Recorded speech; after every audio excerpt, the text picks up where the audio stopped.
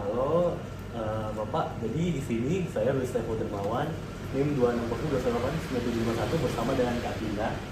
Ya, Kak Tina ini expertnya di bidang penginapan, bener Kak? Oke. Nah, jadi kalau gitu kita langsung aja ya, ke pertanyaannya. Nah, jadi pertama untuk memulai topiknya, menurut Kak Tina, toleransi beragama di Indonesia itu sekarang kondisinya gimana?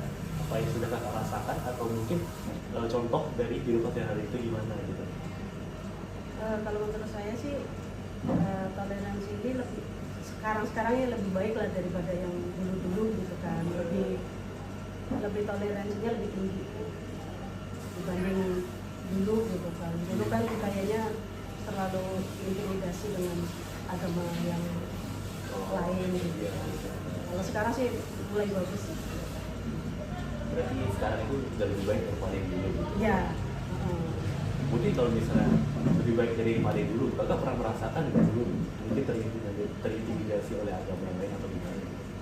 Dalam bentuk toleransi gitu? Kalau saya pribadi sih nggak pernah sih. Nggak pernah ya, untuk saja tidak pernah.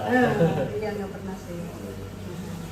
Mungkin lagi-lagi menurut Kakak seberapa penting toleransi di Indonesia gitu?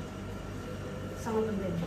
Sangat penting. Karena menghormati agama lain itu emang harus wajib bagi umat yang berbeda-beda gitu kan, harus tetap satu. Berarti itu juga menciptakan harmonis lah ya, harmonisan dalam masyarakat. Iya. Oke. Mungkin kita bisa langsung masuk ke topik yang saya pilih gitu kan. Jadi topiknya itu terkait pembubaran rumah retret yang ada di Sukabumi. Nah, jadi case-nya ini waktu itu ada kaum-kaum yang merasa kayak rumah retret ini tuh mengganggu kehidupan sehari-hari mereka. Jadi makanya mereka kaum-kaum itu jadi membubarkan rumah retret tersebut. Nah, menurut Kakak, misalnya Kakak ada di posisi masyarakat yang tinggal di daerah sekitar itu, apakah Kakak akan melakukan hal yang sama atau bahkan mungkin Kakak akan melarang gitu, melerai? Kalau saya sih enggak sih ya, soalnya kan menurut pribadi saya ya, emang apa sih bermasyarakat itu dia berbeda-beda itu kan harus saling menghormati, tetap harus menghormati karena dalam agamaku sendiri ya, agama Islam itu kan diajarkan itu harus saling menghormati sesama agama. Harus saling menghormati. Iya, harus saling menghormati. Tapi kalau tindakan yang gitu sih ya memang kurang bagus sih menurut saya sih. Berarti mungkin menurut Kakak tingkat toleransi masyarakat yang di Sukabumi yang melakukan aksi itu masih kurang gitu ya? Mungkin segelintir orang, oknum gitu ya. Oknum betul. Ya. Nggak semuanya sih, masih banyak orang yang menghormati agama, masih berbau sama misalkan saya Muslim maupun yang Kristen atau apa itu nggak masalah. Karena agamaku. Ya. Berarti mungkin bisa dikoreksi, maksudnya itu oknum itu masih kurang toleransinya. Ya, oknum. Nah, terus kalau misalnya apakah perbedaan keyakinan itu menjadi urusan pribadi atau justru urusan lingkungan juga menurut?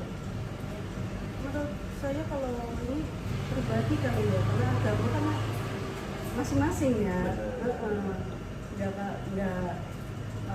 Pokoknya yang penting ya agama itu urusan pribadi, tapi kalau masalah toleransi itu kita harus saling menghormati. Jadi balik lagi kita akan menghormati gitu ya. Iya. Kita bisa lanjut lagi ke slide selanjutnya.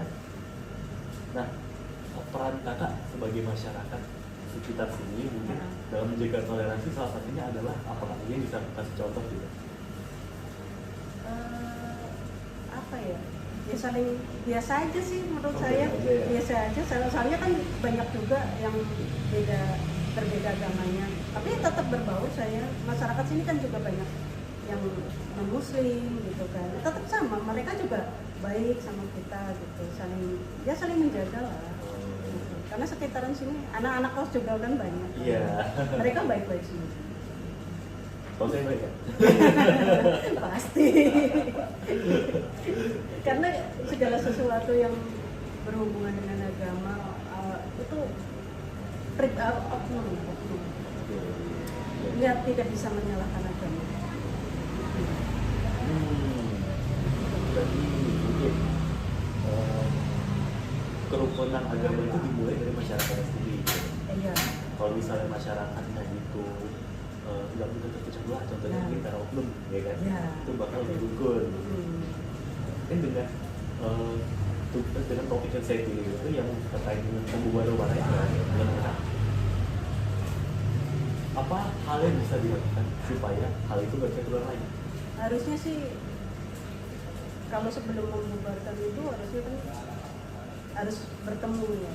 Ya, Bertemu kan, harus bermusyawarah atau ya pokoknya bertemu lah. Kalau seseorang yang tidak tahu menahu tentang ini kan pastinya akan menjadi rumit kan, akhirnya terprovokasi dengan yang lain gitu.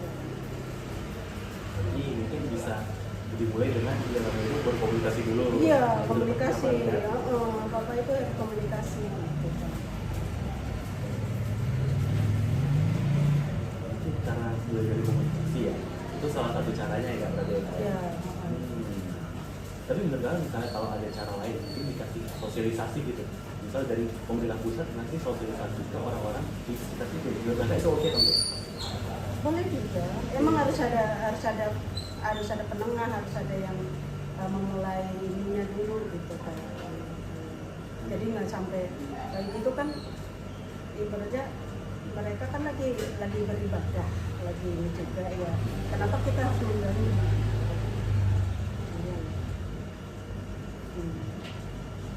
Kan? Iya benar.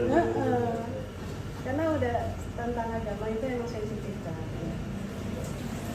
Tapi ya itu lagi-lagi harus saling menghormati. Karena perbedaan itu asik.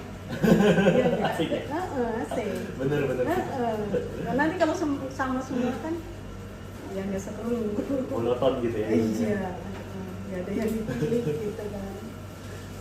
Jadi pertanyaan terakhir kan, misalnya kayak kasus yang tadi deh contohnya itu misalnya kalau kita sosialisasi melalui sosial media dan kata oke, apa ada cara lain lebih baik menurut Anda? Menurut aku sih ya itu komunikasi antara dua pihak nih, gimana caranya, misalkan emang ininya mengganggunya itu seperti apa, apakah dia teriak atau apa gitu kan. Jadi kayak emang harus komunikasi yang itu lebih baik sih ya. Komunikasi. Iya. Mungkin udah sih itu aja sih. Oke, siap. Terima kasih ya.